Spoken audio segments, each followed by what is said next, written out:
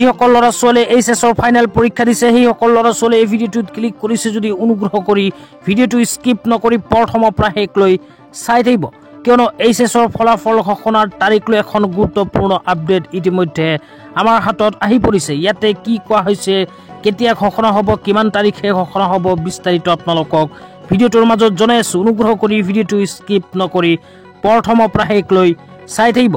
তো আপোনালোকে মোবাইল স্ক্ৰীনেও চাব পাৰিছে, জাগৰণ জছৰ ফালৰ পৰা এনেকুৱা এখন আপডেট প্ৰদান কৰা হৈছে। ইয়াতে কি লিখা আছে, কি কোৱা হৈছে, বিস্তাৰিত আপোনালোকক জনাই আছোঁ। অনুগ্ৰহ কৰি ভিডিঅ'টো স্কিপ নকৰি চাই থাকিব। মোৰ চেনেলত নতুন হ'লে প্লিজ চেনেলটো ছাবস্ক্ৰাইব কৰি মোৰ লগত থাকিব। তো জাগৰণ জছৰ ফালৰ পৰা এনেকুৱা এখন আপডেট প্ৰদান কৰা হৈছে। ইয়াতে তাৰিখ সম্বন্ধে কোৱা হৈছে, HS result 2024 date Assam. AHSEC likely to announce class 12 results in the second week of May 2024.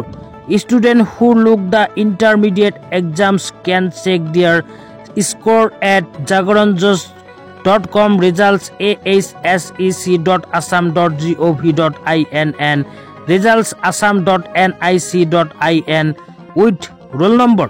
তো ইয়াতে কোৱা অনুযায়ী যিসকল ল'ৰা ছোৱালীয়ে 2024 চনত এইচএছৰ ফাইনেল পৰীক্ষা দিছে সেইসকল ল'ৰা ছোৱালীৰ এইচএছ ফাইনেল ইয়াৰৰ ৰিজাল্ট চলিত মে' মাহৰ দ্বিতীয় সপ্তাহত প্ৰদান কৰিব।